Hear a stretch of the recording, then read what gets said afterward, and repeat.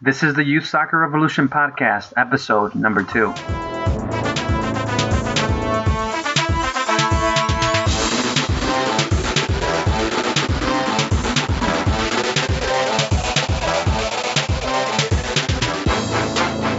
In episode 2, it's the second part of the interview with Ted Kroeten from joyofthepeople.org.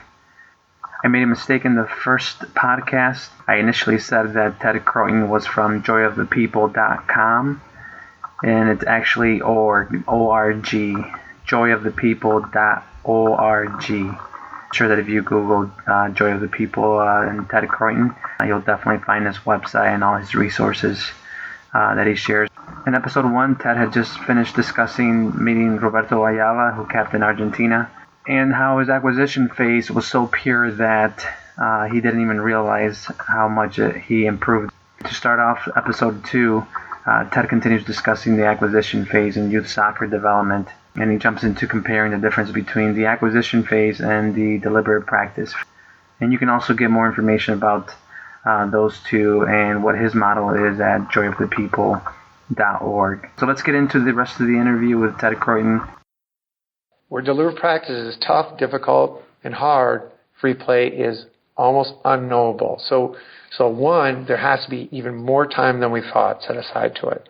It has to be the best free play environments were invented by the Hispanics in this country. And what it is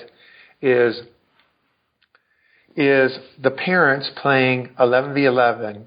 I'm sure it happens around where you live, but here it happens a lot. The dads are playing 11v11, and the kids are playing on the sidelines.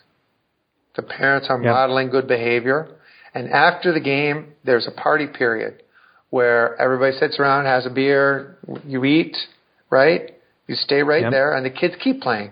And the kids say, I want to do that one day. I want to be out in the field playing. I want to have fun like that with my dad. It's great. I love it. What a great environment, right? Yeah, we see that at halftime of the games. The kids jump right in and they start playing. Now, the issue that the Hispanics have here is they don't understand how good that environment is, and especially for their kids. So they tend to think here, I need to plug them into these super clubs. And of course, by the time they're 10, they're better than all the other kids because their system of development has allowed them to play more hours compared to the kid who's joined an academy team and has done U8 Academy, U7 Academy, U8 Academy, U9 Academy, U10 Academy. These kids have done it for fun, the right way, in an acquisition type of learning. So therefore, when they come 10, these academies, they want those players. And a lot of times they bring them in for free because they can't afford to pay, right? Yep. And then because they can't afford to pay, they say, hey, this is our schedule. It's 6 days a week. All right? And so now they're in the academy system and all the acquisition goes away and it becomes deliberate practice and maybe too soon. Or another thing that tends to happen with the Hispanic kids is they got these Hispanic kids leagues, which I love, but they, instead of training, they play 5, 6, 7 times a week. So the kids are playing, Monday, Tuesday, Wednesday, Thursday, Friday, Saturday, repeat. And that's their development system. So it's kind of like, I don't know if they quite understand how beautiful their own environment is. Now, the American environment is even worse. It's structured, it's learn, it's technique, it's start with 1v1, it doesn't allow any kind of free play at all. And by the time they're 13, 14, they're playing at, they're spending $5,000, $6,000, $7,000 a year traveling, and none of the kids can play. And the ones that can play are probably a couple of Hispanics and Africans or South Americans who came up in a free play system. But now those kids are stuck in too much development, and now their development might be hindered. So there's some theory that if you move out of the acquisition phase too soon, you curtail your overall development. Remember, the ones who were able to do the most deliberate practice were the ones who put in the most time as free play as kids. So if you cut off your free play at 9, just by nature, you're not going to have as many hours in the bank to power you through the hard work as adults. So a lot of times when they look at sort of the ball d'or of the World U16, if you look at when they have the U16 World Cup and they have the ball d'or, like who won the best player award for that, you don't recognize any of those names. One of the theories is the reason that these guys are burning out is they move into the deliberate phase too soon, which allows them sort of a extra impulse of development. So their development is further along than the kids who are still in the acquisition phase. And you can look at the acquisition phase as kids who are dandelion chasers, right? Who are butterfly chasers. They're very divergent thinkers. They look there and what do we say to them? Focus. Focus is deliberate. Yeah. What we should be saying is, and one coach asked me that, he said, what do you say to the kid who's the butterfly chaser or the dandelion picker? I said, what you say in a very stern voice, you point your finger at him and you say, and you get down on your knees and you get face to face with him and you say, tell me about that dandelion. That is so cool. This is what creativity is. It's divergent thinking as youngsters that later is put into deliberate practice as adults. So we have to encourage divergent thinking. Where deliberate practice is focus, free play is the opposite of that. It's divergent thinking, it's scattershot thinking, it's butterfly chasing. It's fun, right? That's why you have to understand free play before you institute it. So there's I think one of your things was what influence is Joy of the People having on the developmental scene in Minnesota? Almost every club we've only been here 4 years, 5 years in November, has instituted a free play environment now. That is the impact that we've had. Can I give you an example of something that happened the other day at practice? I'd love to hear it. I have an academy team, and they're all U8s. And when they get in there, I explained this to the parents after I heard you speak at the NSA. You had one of the webinars.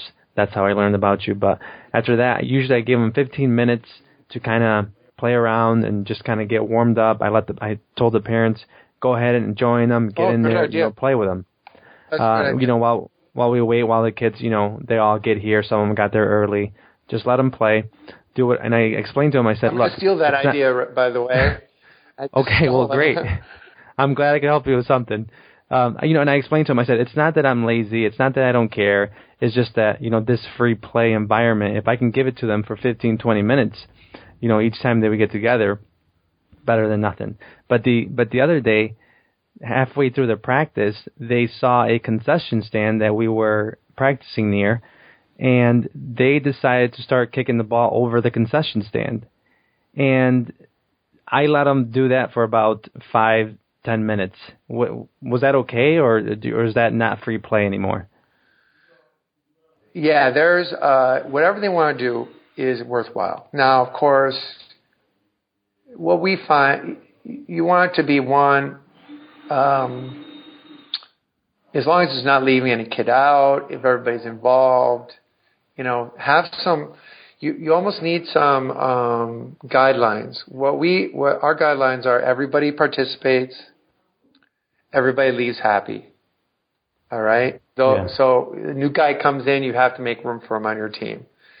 And then number 3 is it's got to be applicable to the game, because we are so we want the game to be giving back to soccer so that we can learn. So in other words, they can't do bowling. Okay, they can't. Yeah. They can't do now. They could go outside and do soccer golf if they want it. Generally, they want to play with each other. So, I think whatever it is, as long as they're picking it, is good and it's healthy. It's messing around, not a problem. Okay. Well, thank you. And so you were, I'm sorry, I cut you off. You were explaining about the impact of development. Yes, so everybody's doing free play. Now, some do it better than others, and not all free play environments are equal. In Brazil, for instance, in Manaus, they've never developed, 2 million people, they've never developed a high-level player. And what they do in Manaus is they play on dirt fields to small goals, like a pug-sized goal. Okay, now why? Meanwhile, like 90%, I don't think it's 90, but at least 70% come from the Sao Paulo area, right? And then a lesser percent from Rio. Why does Sao Paulo outpace Rio? They're about the same size. Sao Paulo's a little bit bigger. Why do they both outpace Manaus? Everybody loves soccer, right? In Manaus, they play to small goals. In Rio, they play on the beach. And in Sao Paulo, they play futsal. Okay? Small-sided. We've started to understand that. That's important. Yeah. Futsal's big goals are important because of the finishing aspect. And I think that's something our country hasn't come to grips with. We do a lot of stuff to pug goals in this country. Now, if you think about it, when you have a one-on-one in a futsal environment, it's you versus the goalie. And it's about a 50-50, right? And so then it becomes a mind game, like, I'm going to go here, you're going to go there, you know what I mean? That's that problem I was talking about, game theory problem. If I'm attacked, I don't need anybody. I just need a ball. I need to control that ball, and I need to be able to know where the goalie is and where the goal is, right? But if I'm attacking a pug goal, that guy can back up into the goal, and I cannot score. It's about 90% in his favor. So my problem kind of goes away. It's not what's called a high motivation technical problem. It's a low motivation technical problem. It's like, I can go for it, but we don't want to develop the kids that go for those things. We've all seen it. If you have a low motivated technical person and you give them a basketball in a room full of crowded people, and you say you can hit a layup, you can go from half court, or you can go from the free throw line. The low motivated person, the one who's afraid to fail, will pick the free throw, the easy shot, or the very, very difficult shot that almost has no chance. It's almost luck anyways, the half court. They will not pick the free throw. All right? The free throw is 50-50. Oh, so you said they'll pick the layup then. They'll pick the layup, or they'll pick the extremely difficult shot, right? Because if they fail, who cares? Big deal, right? Right. They couldn't make it anyways. We want to create people who want to take that free throw. If you want to create people that are going to take the mentally tough shot, right? And that's the definition. You need to develop situations where it's 50-50, where it's so that big goal with a goalie, and if the goalie is 5 years old, then throw an equalized ball, the softer ball. But if not, then you can use maybe a futsal. But it needs to be 50-50. And when it is, then you have a nice problem that develops both the goalie and the striker, right? If it's a small goal, it's a low motivated task. It's very little chance it's going to go in. So what do? I have to wait for what? I have to wait for a second attacker to get to the far post, to lay the ball across the goal and then in. But even then, it's an easy opportunity for me. There's not much I have to do, right? And we've kind of put the problem. So U.S. is probably, so when it comes to this softball, and I'll show you a picture of it or anytime, it's like, this is the best idea I've ever seen towards developing finishers. And, my mentor in Brazil said, you Americans are crazy because you have indoor facilities and millions of dollars worth of speed training equipment. Change the ball, change the surface. And we take that to extremes. So we'll use SpongeBob balls, we'll use weird kind of balls, we'll use everything. So there's something to learn from every ball. And we rarely use a regular size 5 soccer ball. So it's kind of interesting that way. Yeah. So the influence that we're having is everybody's doing free play, but we found like there needs to be an education system, because unless you understand why you're doing what you're doing, you're going to mess it up. We've had people come in and say, yeah, they did it at Dakota Rev, another club, but the coach got in there and was impatient and was saying, all right, there's a lot of turnovers happening. And I've been through this myself. I've sat there and watched and said, there is nothing good happening here, you know? And and the guy says, well, as soon as you turn the ball over, you have to do 5 push-ups. Okay? Because the ball was turning over so much that, well, there goes free play right there, right? And now what we're seeing is an amazing, amazing level of skill, an amazing, amazing level of enjoyment. There's no club, you know, I'm a technical guy. From a technical standpoint, there's no club that can stay with us, technically. Not even the sort of kids off of the streets of Africa, because this model is just creating so many accumulated hours of goof around imaginative play that the ones who put in the time are outpacing everybody. Right down the line, absolutely down the line, the kids who are putting the most time in are the most creative, without exception, regardless of their body size, type, build, ethnicity, without exception. And so people see that, and, you know, we don't form teams, but now and then we do futsal teams and we do ad hoc teams. When they see Joy the People team, it tends to make an impression. You know, we're not like super organized at 11v11. We don't swing the ball around the back. You know, we don't, there's not this great collectivism in, you know, perfect movement of play, because they don't practice as a team. But individually, they have a great ability to be comfortable on the ball. You can't. So technically what you see is amazing comfort on the ball, where they have their head up all the time, and they don't worry if a defender gets close. They tend to have many, many ways to finish. They have many ways to get out of trouble. They rarely get in trouble. They're very proactive with their dribbles. They don't cut the ball. They don't left and right hard cuts. They tend to go right to goal. And if a defender gets in their way, they get around him as easy as possible, not as hard as possible. So I'm starting to see that, okay, this is how the street develops. It's an organic system that teaches kids to go for their results right away.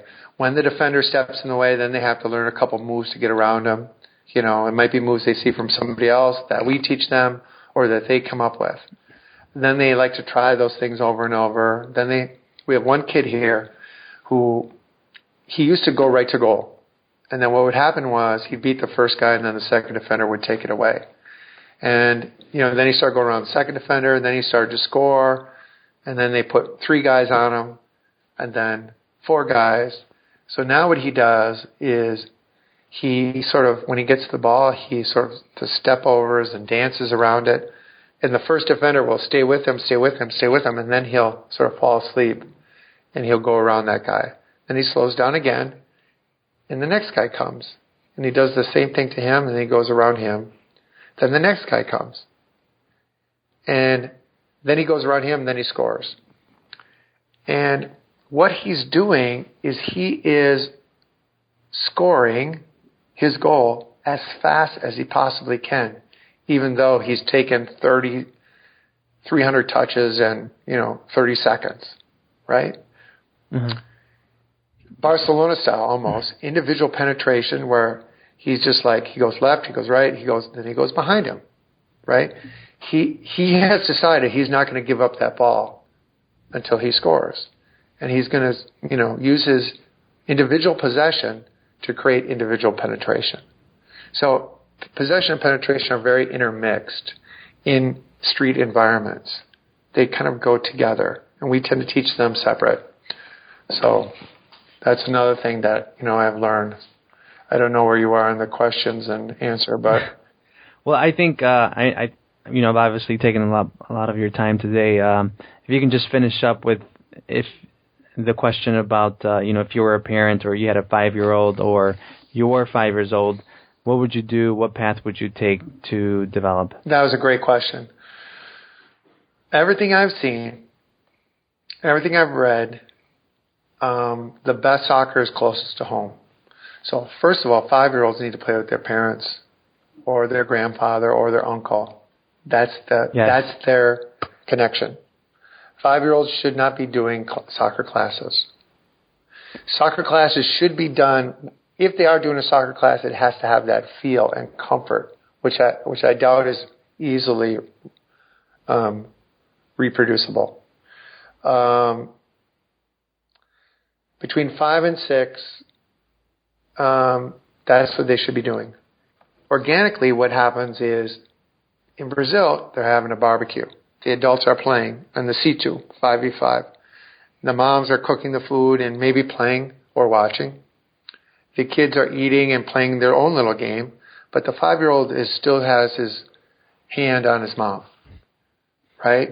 Then eventually the dad will take the kid out and kick the ball back and forth with him a little bit, right? And then one year the kid will shoot on his dad, right? And then the next year maybe the kid will play a little bit with his best friend or his cousin, right? Mm-hmm. And then it's 2v2. And then it's 3v3. And it keeps going like that. Now they're playing 3-4. So something happens between the age of 7 and 9 where, and this is all part of the U.S. YSA youth license, Piaget, they move away from the concrete stage of development. And they want to start socializing. And they make a best friend. And at this time, it's free play time. At this time, if I was a 5-year-old, I would, play with my parents as much as I could, learn what I could from my dad. And if my dad didn't know soccer, my dad is knowledgeable as a person. Be a good kid. Be nice to others. Treat others with respect. Be humble. Those are the things that we have to learn from our parents. Because these are the socialization things that are important as we play soccer. And then at 7 years old, you're ready for free play, and then as much as possible, as close to home as possible, in a safest environment as possible. We have a new thing called backyard courts, which are inflatable backyard fields that are about 12 meters long by 7 meters wide, and they were developed to because here in Minneapolis, nobody plays pond hockey anymore. But they do play something called backyard rings, which are little backyard rings where the kids can just step out of their house and play hockey. And it's a beautiful developmental system. The problem is it stops there. And when they get to be 9, they go to the refrigerated rink. But these inflatable backyard courts are meant for people to purchase, put in their backyard, and now their neighborhood has a little backyard soccer field, right? That they can put up and take down. So between the ages of 7 and 9, as close to home as possible, as sparse as possible, and that is inventiveness, barefoot, different kind of balls, safe balls, equalized balls, balls that don't bounce, with as much supportive culture around it. Hey, that's great that you're playing. Treat each other nice. The parents are shouting from, come in for dinner. And then, by the time I'd say 11, 12, maybe 12, a little bit of deliberate practice. That's when they join a team where this is what we're going to learn, but they still do the free play. Now the free play is starting to drop down and more and more team stuff, collective stuff. Here's how you pass. Yeah. Here's how you, and I think watching, the other thing is is all free play environments in Brazil have bleachers. Why do they have bleachers? Because it's important to watch. It's not so important, I don't think, to watch games on TV, although it's good. I think watching the adults play, having the adult, playing with the adults, watching other people play, being in an environment where other people love it is important. So, shaping that environment for that 5-year-old, 7-year-old, as much free play as possible. 12-year-old, start building in a little bit of discipline, deliberate practice, but keeping, cool free play environments available to them as long as possible. I think your thing of playing barefoot, having the parents play, if you look at it, if you break down the numbers, it's 20 hours a week of free play once they hit that 7-year-old mark that you want to try to get to. So how is a club like yours going to get in 7 hours or 20 hours of free play a week for these kids? It's got to be close to home. Yeah. You almost have to look at saying no to some scheduled time, saying no to some tournament time, maybe setting up different ideas for summer camps. At our summer camps, there's 60 kids that come every single day of the summer, play for 6 hours a day. I mean, it's a very, very, very natural. It's very safe because in free play environments, kids don't get hurt. They step in and they step out as they feel. They set their own tempo. They learn their things. So I guess that's my advice. Sounds like you're on the right track. Yeah, so once they reach maybe 14, 15, that's if they're thinking about being serious soccer players, maybe playing in college or professional at some point, that's when they need to get into a good club? I would say 14, the very best players that have ever played in our world have done free play till they're 16. Wow. So keep that acquisition phase. They were all late developers, except for Pelé and Maradona, who were early developers. But I think those two developed because Pelé played right outside his house, and Maradona played right outside his house. So they were able to put in, and Cruyff also, those three put in a lot of hours of free play early. But I think the Zidanes of the world, the Zagalos of the world, the Ronaldo Fenomeno played till they were 16. So at 16 seems to be the magic number around the world now, where if a kid is good at 11, they don't make any negative decisions on him until they're 16 because they want to let him grow up. So because of the weirdness of the growth cycles and how people can be biologically 3-4 years ahead of others, right, they wait till they're 16. So if that's the case, between 11 and 16, you got a blanket. I would say a 15-year-old should be doing, 8 hours, 9 to 10 hours of free play a week and 9 to 10 hours of deliberate practice a week. So, and then, sometimes it's going to all die out. Free play dies out. You don't need to do it when you're an adult. You can do it for fun. I mean, there seems to be but as far as development goes, there's a period where it ends, where childhood ends. So we don't want to rush that along because that's where sort of the creativity comes. So the most creative players have always done free play very much later into their lives. So, yeah, I would say you don't need, tactical elite teams. 14 might be a little bit early because of sort of the hours that are required of them to travel to, We did a study of the U15. So you want to tell us about, I'll tell you quick about rice and beans. We started rice and beans for 11. They go 3 times a week of deliberate practice. And with our 11-year-olds, a little bit less. With our 13 and 14-year-olds, a little bit more. But we also do about 50% play in there. And then at the same time, we have hours throughout the week where we want them to come and do more play, where it's just free play. So they're putting in about 20 hours a week of time, free play and deliberate practice. And they're the kids that are really doing the highest level stuff here. We started a U15 program because if you join a U15 academy in Minnesota, you cannot play high school. If you join the U.S. Soccer Development Academy, and that's how good our kids are. They're that level. So we did a study of how much those kids travel a year. So U15 U.S. Soccer Development Academy teams in Minnesota travel 490 hours a year. That's to and from practices, travel time for plane and taxi and bus when they're there at their tournaments and everything. They practice 350 hours a year. So they travel more than they practice. So you just can't become so you really have to look hard at. I haven't seen kids who've left this environment, and not many kids leave, but I've never seen a kid who's left this environment who's come back ahead. They always come back behind, and it tells me that. And none of these kids have gone to a club where they've said, "Whoa, these kids are behind tactically." Which is what you would expect.